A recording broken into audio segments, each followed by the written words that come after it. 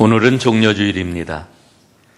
예수님께서 마침내 공생애의 마지막 꼬린점 십자가를 목전에 두고 예루살렘에 입성한 주일입니다. 마가복음 11장에 보면은 예수님의 이 예루살렘 입성을 아름답게 묘사하고 있지요. 마가복음 11장 10절입니다. 찬송하리로다 오는 우리 조상 다윗의 나라여 가장 높은 곳에서 호산나 하더라. 여러분, 예수님께서 예루살렘 성에 입성하실 때에 그분 왕으로 오셨습니다. 사람들은 예수님을 환영을 하는데 보통 환영을 한 게 아니라 왕으로 열렬하게 환영을 했습니다. 그런데 예수님은 이상하지요? 어린 나귀 새끼를 타고 예루살렘에 입성을 하십니다.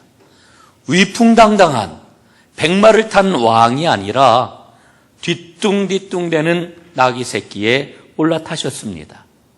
그 모습은 위험과는 거리가 멀었고 오히려 매일 분주하게 일하는 보통 사람들의 땀내 나는 모습으로 예루살렘에 입성을 하셨던 겁니다. 이 모습을 마태복음은 이렇게 보도하고 있지요. 시온 딸에게 이르기를 내 왕이 내게 임하나니 그는 겸손하여 나귀 곧 멍에 매는 짐승의 새끼를 탔도다. 여러분, 그렇습니다. 예수님은 겸손한 모습으로 어린 나귀를 타고 왕의 도성 예루살렘에 들어오셨습니다.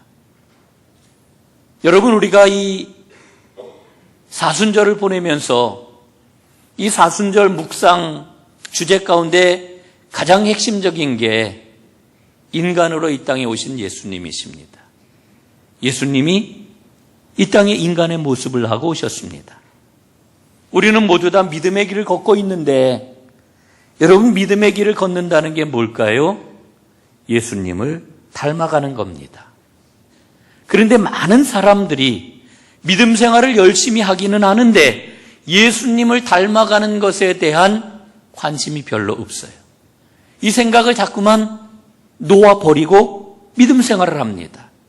그래서 예수님을 어떻게 고백을 합니까? 예수님은 거룩하신 분, 예수님은 사랑이 많으신 분, 예수님은 능력이 많으신 분, 모든 것을 아시는 분.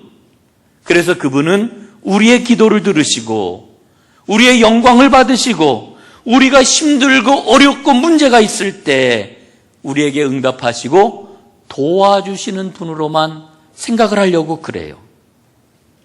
여러분, 이게 우리 믿음 생활 잘하고 있는 걸까요? 여러분, 아니에요. 예수님은 우리가 닮아야 할 신앙의 모범입니다. 배워야 할 믿음의 길이기도 합니다. 오늘 성경은 뭐라고 일러주셔요? 너희 안에 이 마음을 품으라 곧 그리스도 예수의 마음이니. 여러분, 이 말씀을 잘 보세요. 너희 안에 이 마음을 품으라. 명령입니다. 명령하고 계셔요. 이 말씀은 우리가 예수님을 닮을 수 있다는 거예요. 닮아야만 된다는 거예요. 이렇게 말씀을 통하여서 우리는 예수님을 닮아야 된다, 이렇게 명령을 해도 우리의 마음은 여전히 주저하고 있는 것을 보게 됩니다. 정말 우리가 예수님을 닮을 수 있는 걸까? 의문을 갖는 거지요. 여러분, 한번 기억을 더듬어 보셨으면 좋겠습니다. 몇 달 전에 우리가 신명기 말씀을 살펴보았지요. 이 말씀입니다. 신명기 30장 14절. 오직 그 말씀이 내게 매우 가까워서 내 입에 있으며 내 마음에 있은즉 내가 이를 행할 수 있느니라. 여러분, 하나님께서 뭐라고 그러셔요? 하나님의 말씀이 매우 가까이 있다는 거예요. 어디에 있어요? 내 입에, 내 마음에. 그래서 그 말씀을 따라 행하는 것이 결코 어려운 일이 아니라고 말씀을 해주고 있는 거예요. 그러니까 하나님의 말씀대로 순종하며 살아가는 게 결코 어렵지 않다. 이렇게 말씀해주고 있는 거예요. 여러분, 하나님의 말씀은 멀리 있어서 우리 생활과 상관이 없는 그런 말씀이 아닙니다. 오늘 저는 여러분과 함께 예수님을 닮아가는 것은 결코 불가능한 일이 아니다. 강력하게 고백하려고 합니다. 적극적으로 예수님을 닮기를 소원하고 힘써야 된다라고 하는 것을 말씀을 드립니다. 여러분, 예수님을 닮는 것이 우리 믿음의 목표가 되어야 합니다. 그러면 우리가 어떻게 예수님을 닮아갈 수 있을까? 오늘 본문은 뭐라 그래요? 예수님의 마음을 품어라. 예? 예수님의 마음을 품어라. 여러분, 왜 하필이면 마음일까? 왜 마음일까? 마음은 그 사람의 모든 것이기 때문에 그래요. 모든 것. 그 사람은 마음을 통해 알 수가 있어요. 여러분, 잠언 말씀을 보니까 이렇게 일러주고 있습니다. 23장 7절. 대저 그 마음의 생각이 어떠하면 그 위인도 그러한즉, 이렇게 말씀을 합니다. 마음이 곧 그 사람이라는 거예요. 예? 내가 지금 어떤 사람이냐? 마음을 보면 알 수 있다는 거예요. 마음이 곧 그 사람이라는 거예요. 또 잠언은 이렇게도 일러주십니다. 4장 23절. 모든 지킬 만한 것 중에 더욱 내 마음을 지키라. 생명의 근원이 이에서 남이니라. 여러분, 마음을 지키는 게 모든 것을 지키는 거예요. 에스겔 선지자는요, 이스라엘이 당하는 고난 가운데서 하나님께서 앞으로 이스라엘과 갱신을 하실 건데, 언약을 갱신하시고 새 날을 주실 것인데, 그 날을 어떻게 묘사를 하고 있습니까? 새 마음으로 묘사를 하고 있어요. 에스겔 36장 26절입니다. 또 새 영을 너희 속에 두고 새 마음을 너희에게 주되 너희 육신에서 굳은 마음을 제거하고 부드러운 마음을 줄 것이며. 여러분, 이 말씀을 보니까요, 놀라웠게도 뭐라고 그러세요? 하나님의 아름다운 새날에 참여하는, 새롭게 언약을 맺고 갱신을 하게 되는 이스라엘은 새 마음을 가진 자다. 이렇게 일러주고 있어요. 굳은 마음은 돌 같은 마음, 옛 마음입니다. 부드러운 마음은 새 마음, 살 같은 마음입니다. 여러분, 고기의 속살이 얼마나 말랑말랑해요. 그게 새 마음이라는 거예요. 여러분, 마음이 사람을 결정하는 거예요. 예수님의 마음을 갖는다라고 하는 것은 돌같이 굳어버린 옛 마음을 버리고 살같이 부드러운 마음을 갖는 겁니다.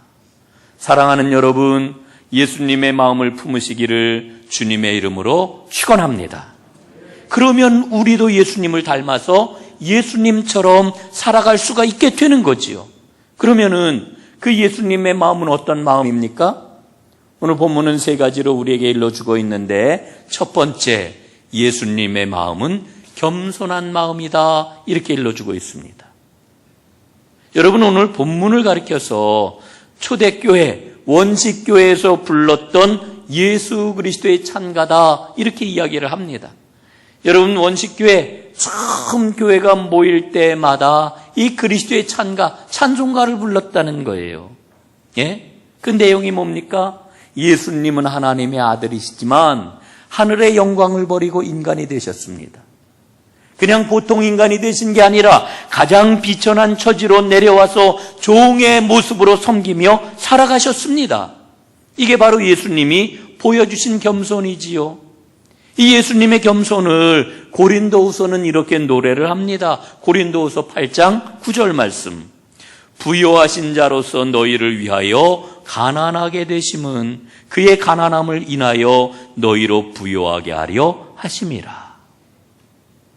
여러분, 무한한 자원을 갖고 계신 가장 부요하신 그분께서 이 땅에 내려오셔가지고 가장 가난한 자가 되셨다는 거예요. 왜?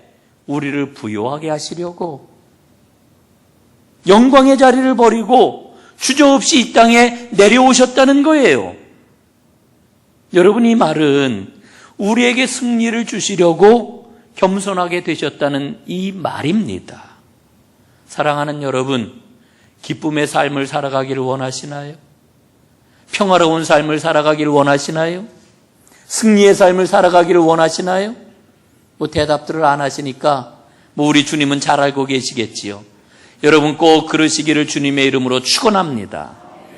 여러분, 그러기 위해서는 예수 그리스도의 겸손을 배워야 돼요. 겸손의 마음을 품어야 돼요. 여러분, 예수님의 겸손함을 배우자 그러면은 마음은 굴뚝 같은데 그게 도대체 뭘까? 예? 우리 마음에 이런 마음이 들 수 있어요. 그런데 빌립보서 오늘 읽고 있는 2장 좀 앞에를 보세요. 3절 말씀에 보면은 이렇게 기록이 되어 있습니다. 오직 겸손한 마음으로 각각 자기보다 남을 낮게 여기고. 이 겸손을 배우는 길이에요. 어떻게 하라고요? 이거 한번 우리 함께 읽어보겠습니다. 시작. 오직 겸손한 마음으로 각각 자기보다 남을 낮게 여기고. 나보다 남을 낮게 여기라는 거예요. 예? 낮게. 나보다 낮게 여기는 것, 이게 겸손을 배우는 거예요. 예? 여러분 한번 생각을 해 보십시오. 우리 전농교회 모든 성도들이 이 말씀처럼 다른 사람을 나보다 더 낮게 여긴다라고 하면은 여러분 얼마나 놀라운 일들이 생겨날까요? 아마 놀라운 일들이 막 여기저기에서 막 생겨날 거예요. 예? 여러분, 나보다 남을 낮게 여기는 게 뭘까? 더 구체적으로 말씀드리면, 예? 다른 사람에게서 칭찬거리를 찾는 거예요.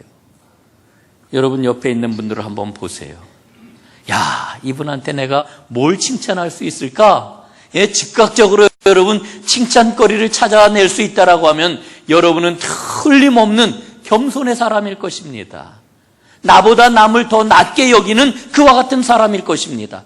아유, 아무리 봐도 잘 모르겠는데 이 사람한테 이 권사님한테 무슨 칭찬거리가 있어? 여러분 그렇다라고 하면은 여러분의 믿음을 좀 다시 한번 돌아보셔야 될 겁니다.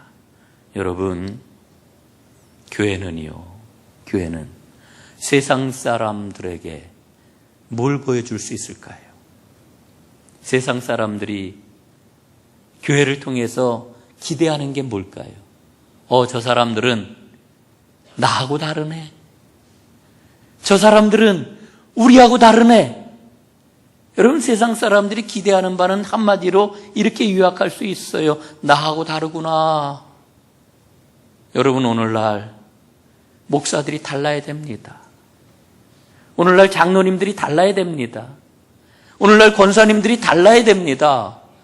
예? 교회를 다니는 사람들을 보면은 달라야 돼요. 뭐가 다르겠어요? 뭐로 다른 거를 보여주겠어요? 나보다 남을 낮게 여기는.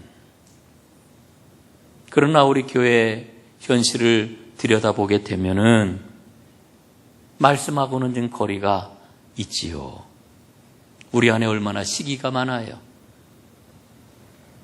얼마나 질투가 많아요. 얼마나 이것저것 부딪히는 문제가 많아요.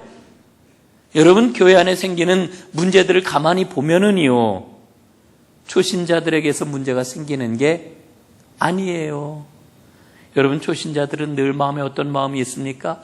야, 이 하나님의 말씀은 이런데 내가 어떻게 하면 그 말씀대로 살아갈 수 있을까? 이런 사모함이 있고 갈망이 있어요. 그런데 신앙생활을 오래 하다 보면 뭐라 그래요? 아유, 다 그런겨. 예? 아이, 다 그런 거요. 이러고서 우리는 말씀을 아주 둔감하게 대할 때가 얼마나 많습니까? 예? 그 문제가 생기는 거를 보면은요, 오래 믿음 생활을 한 사람에게서 문제가 생겨요. 모든 교회가 그렇습니다. 거의 모든 교회가. 또 중요한 자리에 있는 사람에게서 문제가 생겨요. 그럴 때 그 모습을 보면은 참 이상하다, 이런 생각이 드는데 왜 그렇습니까? 하나님의 말씀을 너무너무 오래 듣다 보니까 그 말씀이 갖고 있는 그 생명력이 그냥 다 퇴색돼 버린 거지요. 여러분, 교회 안에 예수님의 마음을 품고 사람들이 겸손하기만 하면은 교회는 평화롭고 모든 게 다 순조롭습니다. 문제의 근원은 어디에 있느냐? 교만에 있어요. 교만이 뭡니까?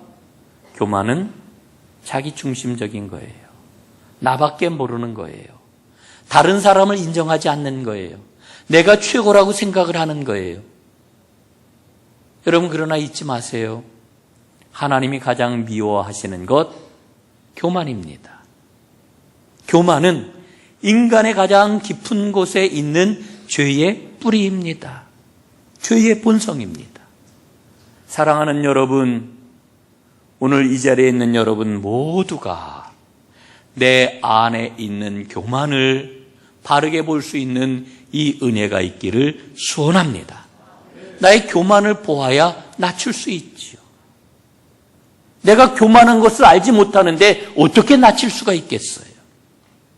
하나님은 겸손한 자를 사용하십니다. 겸손한 사람은 예수님의 마음을 품은 사람입니다. 여러분, 예수님의 마음을 품어 진정한 하나님의 사람들로 아름답게 세워지는 하나님의 은혜가 있기를 간절히 바랍니다. 두 번째로, 예수님의 마음은 복종하는 마음입니다. 복종하는 마음. 믿음 생활의 본질이 뭐냐? 순종이라고 이야기할 수 있지요. 그런데 이 순종을 하나님이 기뻐하신다라고 하는 것을 우리가 잘 알고 있습니다만은, 이 순종이라고 하는 것을 생각하면서 오늘 말씀을 보니까 예수님이 복종하셨다 그랬어요. 복종. 오늘 성경 본문에 본 8절에 복종이라고 하는 단어를 써요. 이 순종과 복종이라고 하는 말은 뉘앙스가 좀 다릅니다. 순종은 이를테면은 이렇게 설명할 수 있을 것 같아요. 순종은 이해가 되기 때문에 즐거움으로 행하는 것, 이걸 순종이라고 이야기할 수 있고, 복종이라고 하는 것은 이해가 되지 않아도 순종하는 것, 이것을 우리가 복종이라고 이야기할 수 있습니다. 이 복종이라고 하는 말, 영어 단어로 surrender라고 하는 단어를 사용을 합니다. 포기한다, 내어준다, 이런 뜻이 이 안에 포함이 되어 있지요. 그러니까 여러분, 이 복종이라고 하는 말은 매력적인 단어가 아니에요.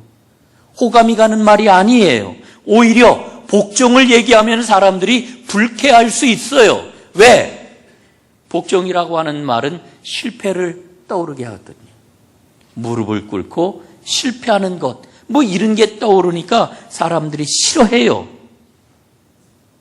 세상은 뭐라고 이야기를 합니까? 절대 내어줘서는 안 된다.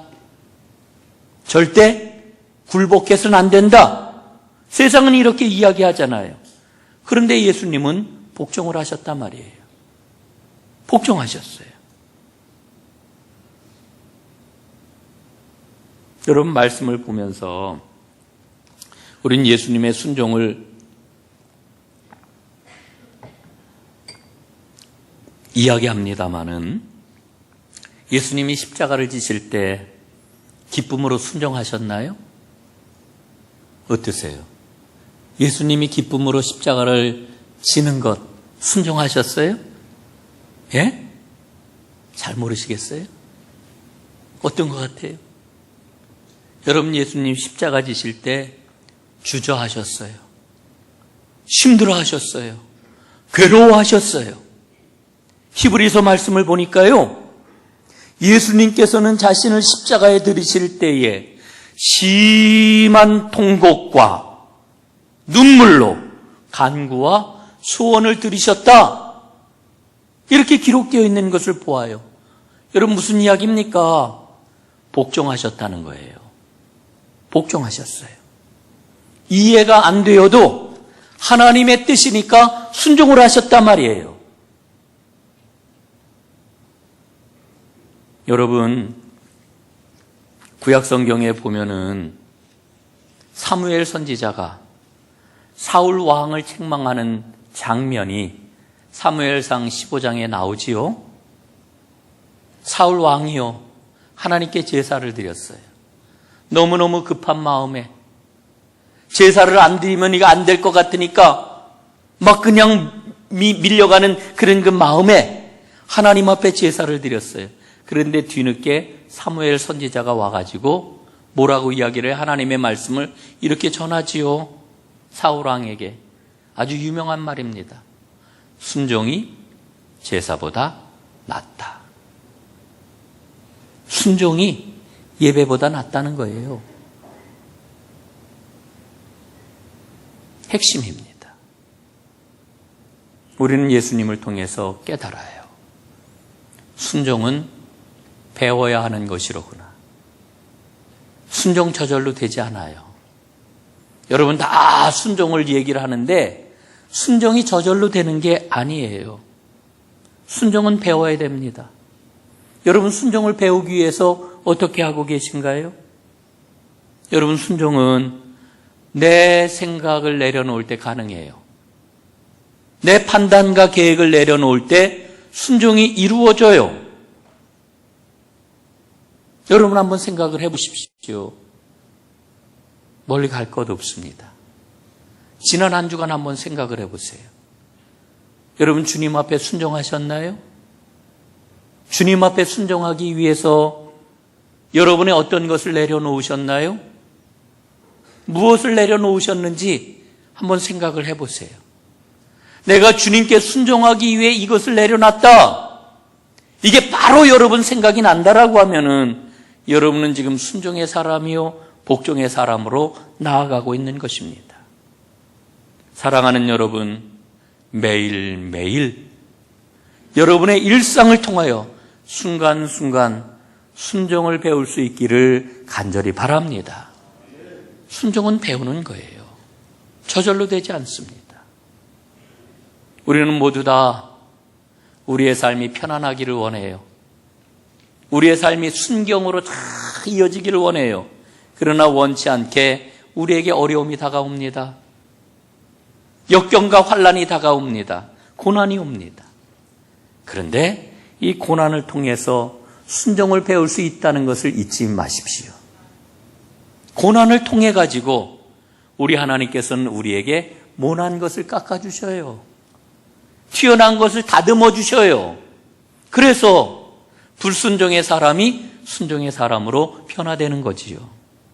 사랑하는 여러분, 예수님의 이 복종의 마음을 품고 주님의 사람으로 아름답게 세워지는 그 은혜가 여러분에게 가득하기를 간절히 바랍니다. 세 번째로 예수님의 마음은 희생과 사랑의 마음입니다. 사도 바울은 로마서에서 이렇게 말씀하고 계셔요. 우리가 아직 죄인 되었을 때에 그리스도께서 우리를 위하여 죽으심으로 하나님께서 우리에게 대한 자기의 사랑을 확증하셨느니라. 여러분, 예수님의 사랑은 확증이 되었어요. 어떻게? 십자가 위에서. 예수님이 십자가에 달려 죽으심으로 하나님이 우리를 얼마나 사랑하고 계시는지를 드러내 주셨단 말이에요. 예? 여러분이 우리가 그런 이야기 많이 하잖아요. 아유, 나도 예수님처럼 사랑해야지. 아유, 나도 예수님처럼 희생해야지. 그런데 여러분, 사랑하고 희생하는 게 이게 쉬워요? 정말 어렵잖아요. 예? 쉽지가 않아요. 저는 여러분들에게 말씀을 드립니다. 사랑하는 거, 희생하는 거 그냥 되는 게 아니에요. 여러분, 우리 인간은 모두 다 연약하고 갖고 있는 게 제한적이기 때문에 유한한 존재이기 때문에요. 먼저 우리 안에 채워지지 않으면 절대로 못해요. 우리가 사랑하는 삶을 살아가는 거는 우리 안에 사랑이 가득해야 돼요. 하나님께서 부어주시는 사랑의 체험으로 충만해야 우리가 사랑할 수 있는 거예요. 여러분, 이 시간 우리 하나님 하늘문 활짝 여시고 은혜를 부어주고 계시는데 하나님의 사랑으로 충만하게 채워지는 하나님의 사람들 다 되시기를 주의 이름으로 축원합니다. 하나님의 사랑으로 충만할 때 우리는 사랑하며 살아갈 수가 있는 거예요. 그래서 예수님처럼 희생하며 살아갈 수가 있는 거예요. 그 치유 상담으로 활발하게 활동을 한 지 나이도 좀 많으신 분인데 주소택 목사님이라고 계셔요. 청주 쪽에 계시는 이와 같은 분이신데 이 주 목사님에게 한 형제가 찾아와서 상담을 했대요. 목사님, 저는 남을 보면은 비판하는 마음부터 듭니다. 비판할 것부터 눈에 띄입니다. 저도 모르게 그 사람의 부족한 것을 조목조목 비판하고 있는 모습을 보게 됩니다. 그래서 가까운 형제들하고도 저는 사이가 좋지 않습니다. 저한테 문제가 있는 걸 제가 잘 알고 있는데 그런데 사람들의 잘못이 보이니까 너무 괴롭습니다. 어떻게 해결할 수 있을까요? 그랬더니 주 목사님이 이렇게 이야기를 해 주었대요. 남을 보면 비판이 먼저 된다는 것은 비판하는 태도가 이미 습관이 된 겁니다. 비판하는 태도는 하나님께서 형제님에게 처음부터 넣어주신 게 아니고 누군가에게 배운 것이지요. 그리고 그게 성격과 태도로 굳어진 겁니다. 많은 경우를 보면은 비판하는 부모 밑에서 자란 자녀는 그 부모처럼 되는 경우가 많지요. 이를테면은 사사건건 비판하는 아버지를 보면서 내가 아무리 마음속으로 싫어한다 해도 나는 절대 아버지를 닮지 말아야지 이렇게 결심을 해도 어느새 아버지의 모습이 그대로 자기에게서 나타나는 것을 보게 되지요. 아버지의 눈이 그대로 나한테 옮겨와서 아버지의 관점을 갖게 된 겁니다. 그런데 꼭 기억할 게 있어요. 예수 믿는 사람은 그렇게 나에게 옮겨온 아버지의 눈으로 세상을 보는 사람이 아니라고 하는 거지요. 예수님의 눈으로, 예수님의 마음으로 세상을 보고 세상을 이해하는 사람, 그게 예수 믿는 사람이지요. 주님의 눈으로 사람을 보고 주님의 마음으로 사람을 만날 때 사랑할 수가 있는 거랍니다. 이렇게 이야기를 들려주었어요. 여러분 정말 그렇지요. 우리가 주님의 눈으로, 주님의 마음으로 사람을 보고 세상을 보는 게 이게 제일 정확한 겁니다. 우리가 갖고 있는 미신이 있어요. 그 미신이 뭔지 아십니까? 데이터를 가지고, 뭐 혹은 어떤 지식을 가지고, 뭐 혹은 지금까지 살았던 경험을 가지고 사람을 보고 세상을 보는 거, 이게 굉장히 정확하게 보는 거라고 생각을 하는데 여러분, 그렇게 갖고 있는 정확함은 주님의 눈, 주님의 마음으로 보는 정확도에 따라올 수가 없어요. 주님의 눈으로, 주님의 마음으로 사람을 보는 게 제일 정확해요. 여러분 왜 그런지 아세요? 우리가 주님의 마음을 가지고 주님의 눈을 가지고 사람을 보면은 다른 사람의 부족함이 보이고 약점이 보인다 할지라도 내 마음에 어떤 마음이 들까요? 그럼 내가 어떻게 도와줘야 되지? 이거 어떻게 보충해야 되지? 어떻게 힘을 모아야 되지? 그런 생각이 드는 거예요. 여러분 어떤 게 정확한 겁니까? 우리가 추구하는 정확은 도대체 뭐를 위한 정확입니까? 예수님의 마음이, 예수님의 눈이 나에게 있을 때에 우리는 부족한 것을 합력해가지고 하나님이 기뻐하시는 삶을 이루어내는 거예요. 상대방의 약한 것 때문에 오히려 그 사람과 가까워질 수가 있게 되는 거예요. 여러분, 주님의 마음을 품고 사람을 볼 때에 그때에서야 비로소 우리는 하나님 나라의 새로운 삶의 모습을 가진 하나님의 사람 될 수가 있는 거지요. 여러분, 예수 그리스도의 그 사랑의 마음이 우리 교회 안에, 우리 전동교회 안에 가득해질 수 있기를 간절히 바랍니다. 여러분, 그럴 때 사람들은 공동체를 떠나지 않아요. 예? 우리는 우리가 뭐를 하면은 사람들이 좀 많이 올까? 예수의 마음을 가질 때 사람들이 끌리는 거예요. 끌리는 것. 사람들이 모이는 거예요. 그 예수의 마음 때문에. 예? 이게 제일 중요한 겁니다. 예수의 마음을 보고 사람들이 끌리고 모이는 것이지, 여러분 다른 어떤 프로그램, 어떤 일, 이것 때문에 사람들이 모이는 게 아니지요. 여러분, 우리 교회 안에 사랑하는 온 성도들의 마음이 예수의 사랑으로 가득해짐으로 말미암아 이곳에서 하나님의 사랑을 보고 사랑을 나누고 사랑을 흘려보내는 놀라운 하나님의 역사가 날마다 부르듯 일어날 수 있기를 간절히 바랍니다. 여러분 보세요. 여러분과 저는 성도잖아요. 성도. 예수 믿는 사람이잖아요. 예수님을 본받는 사람이잖아요. 여러분, 세상은 온통 이기주의로 가득합니다. 자기 욕심을 가지고 살아갑니다. 그리고 거기에서 얻어진 성취를 가지고 성공했다고 이야기를 합니다. 여러분, 그런데 그 사람들 행복한가요? 이기주의를 가지고 살아가는 사람들 마음이 편안한가요? 여러분, 두려움 가운데 모두 다 살아가고 있어요. 어떻게 하면은 진정한 평안이 있을까? 어떻게 하면 정말 행복할까? 어떻게 하면 사랑하며 멋지게 살아갈 수 있을까? 그런데 전농교회에 세상하고는 다른 뭐가 있대. 예수의 마음이 있대. 하나님은 그 일을 하시기 위해서 여러분과 저를 불러주신 거 아니에요? 여러분, 난 예수 믿는 사람이에요. 나는 성도예요. 예수님의 마음을 본받기를 소원하는 사람이에요.